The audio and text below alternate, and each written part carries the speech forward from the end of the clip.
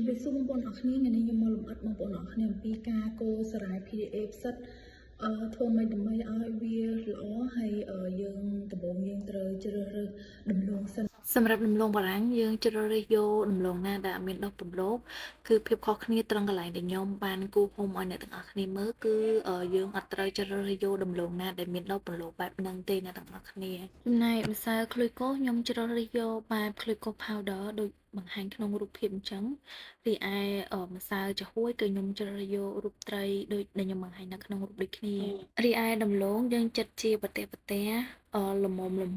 ប៉ុនគ្នាមកបន្ទាប់មកយើងចិតជាដូចជាចំណិតដំឡូងបំពងអញ្ចឹងហើយយើងចិតឲ្យស្មើគ្នាគ្រប់ដំឡូងទាំងអស់ដែលយើងបានកាត់ហ្នឹងណាហើយបន្ទាប់មកទៀតយើងកាត់ជាចំណិតការ៉េតូចដូចដែលខ្ញុំបង្ហាញនៅក្នុងវីដេអូដូចគ្នាដែរយើងធ្វើបែបនេះឲ្យ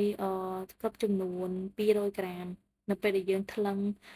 តម្លង200ក្រាមអ្នកនរគ្នាឃើញទេដល់ពេលដែលយើងកាត់ដុំតូចប៉ុនគ្នាបែបនេះគឺងាយស្រួលនៅក្នុងការដែលយើងយកទៅចម្អិនមែនទែន20ក្រាមអ្នកទាំងអស់គ្នាម្សៅចាហួយគឺថ្លឹងតែ20ក្រាមទេហើយស្ករក្លុយកូសរបស់យើងក៏ចំនួន20ក្រាមដូចគ្នាឯដំឡូងបារាំងដុំតូចរបស់យើងគឺយកចំនួន200ក្រាមអ្នកទាំងអស់គ្នាបន្ទាប់ពីចិតរួចយើងដាក់ដំឡូងរបស់យើងចូលទៅក្នុងឆ្នាំងដែលមានទឹកចំណុំ1លីត្រដែលយើងបានចាក់មុនហ្នឹងហើយកូរវាទៅដល់ដំណាក់កាលមួយដែលវាឆ្អិនល្មមដូចខ្ញុំបង្ហាញនៅក្នុងរូបភាពគឺយើងអាចស្រង់ចេញបានហើយ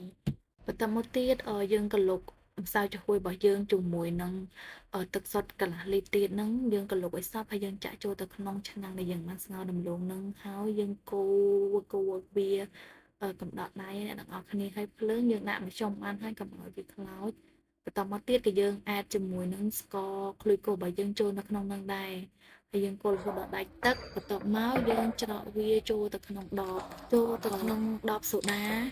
ដែលយើងបានប្រមូលទិញពីកន្លែងយើងធ្វើកាហ្វេធ្វើអីលក់ហ្នឹងនេះគឺយើងយកប្រភេទដបបែបនេះមកគឺងាយស្រួលហើយយើងវេចខ្ចប់វាឲ្យ